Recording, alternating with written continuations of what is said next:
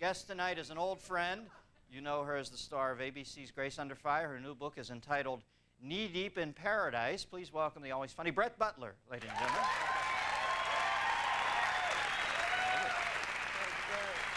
Brett. You look pretty. Hey. Sit there. This one. This one. Hey.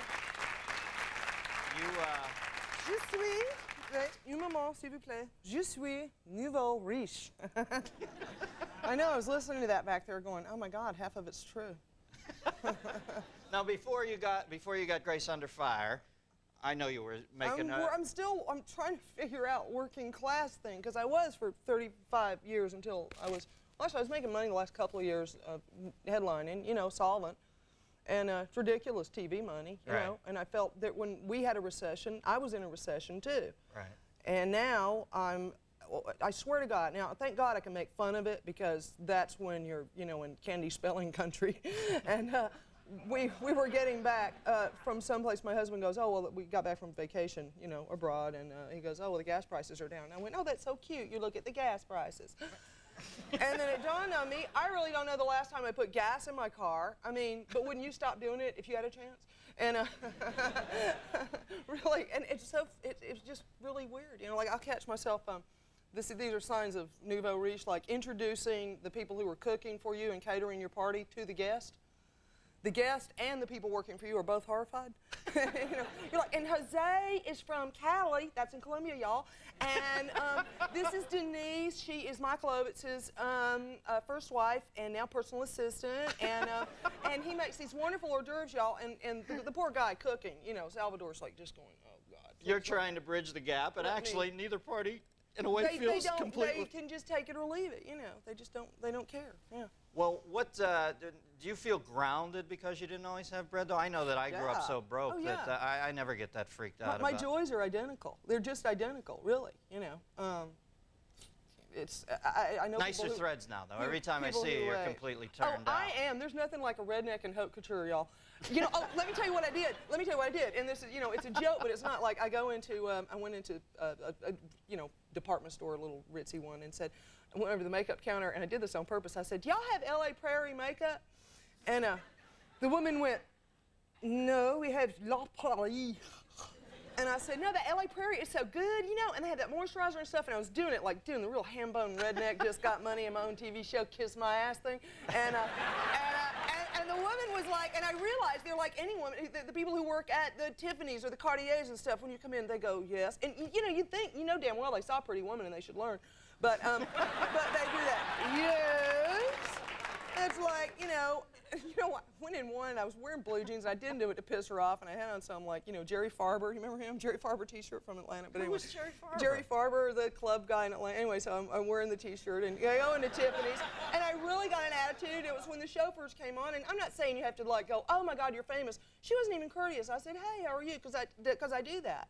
And you could tell she was like watching me, seeing that I didn't take stuff, and I thought, and you know, I'm thinking, you know, I could buy the best diamond you have in rolled up pennies, and I would just to piss you off. but then, you know, but if that's what really makes you happy, if you have to walk in a store and get a ring that big or have a guy give it to you to make you happy, that's so loopy. Okay, but this show's about the widening chasm between have and have-nots. Mexico is going to blow up in like a few years. No kidding. Yeah, and there's no way we're not getting debris from that. Right. I am a goddamn limousine liberal, and I do ride around in it, and I would like the revolution to be nonviolent, but I really don't see it happening. I would pay more taxes, and I pay a lot. I'd pay more, and I would throw it at a government that's smarter and cares more, and this idea that if you're a Democrat, you only want big government. You think I trust, or anybody should trust corporations? And now, the bosses, you know, have conveniently gotten the middle class in this country echoing their, well, by God, any little boy can grow up to be president, and I can have that too. And Ross Perot, he looks real accessible. You think, that guy's like, he's like a bee, and he's got $1 billion. He's like a hummingbird. I got $1 billion right here. That's right. I only have it in America. You know what I mean? And, you know, if he talks further, if you take the accent away, it sounds like Roseanne. You know, we can all get our own shows, and we can all run for president and everything like that, you know? I know a lot of us be fucking ripped, you know? And white trash is going like roller country and everything, you know, like that. And so it looks good. But what you don't know, Ross Perot would sooner slit his own throat than watch. His idea of a nightmare is the middle class getting hold of money. All right. You know? Perot is a forehead vein in a gray suit. Hell yeah. Yeah. Makes Warren Christopher look sexual. We've got some phone calls. We've got line 8, Mike from Paterson, New Jersey. Mikey? Dennis, Brett, nice to talk to you both. How you doing, babe? Listen, this is for the both of you. Do you think social programs help close or widen the gap between the haves and the have-nots? I think they helped, and they're almost gone. I was in this thing called Bridges. Y'all won't believe this. You'll think it's a fantasy. When I was in 8th grade, it was to promote racial cooperation among the students. Yeah, Bridges. It was a federally funded program when I was in 8th grade, and I thought it was really fun. I got picked out of our 1,400 student school to do this, and I wasn't like a brilliant student or popular or anything. They just picked me because they knew I was like this really, knee-jerk, bleeding heart liberal in Marietta, Georgia. And then I thought it was funny because we only had one black person in our school of 1,400 people. Segregation had not worked its way down. But it helped me. It made me think about stuff, and it made me think that, you know, J.B. Stoner lived down the street from my grandparents, you know, who blew up the church in Birmingham. Right. And we used to throw rocks in his yard, and so social programs just coordinate that kind of stuff.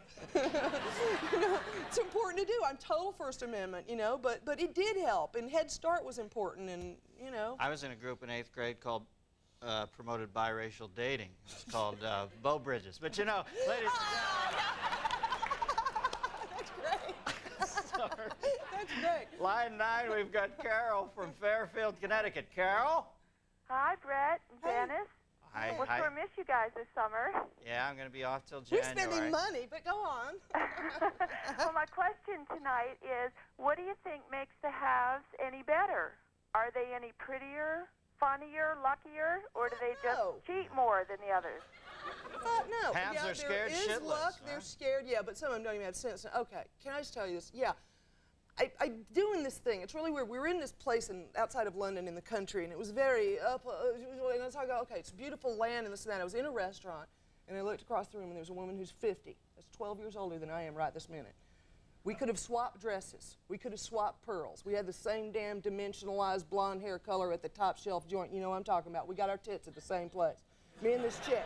I'm looking down the road at the future, brothers and sisters. But their tits are on the other side. And then the woman went like this. Oh, well, she didn't go get the big ones like I did.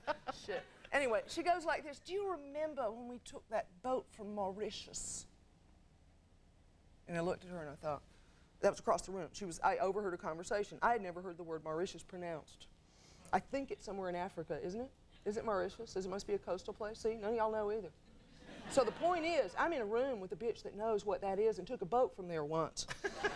I feel like I'm swimming with an enemy, and I've clambered and crawled and climbed with Art as my co-pilot and with God to get into this room with people with platinum cards and so rich they don't even have last names anymore, that don't think of anything of calling the sommelier like that. A disgusting, revolting group of people, and some of them are nice just like everybody, you know. I'm in a room with a woman who uses the word sommelier. You taught it to me, you prick! You're big IHOP I know. Don't give me that. I just had to put the stop. Prick boy shit. Okay, now give me a quick fix. How do we fix it? How do we shorten the gap between the haves and have-nots? Is there a fix, or?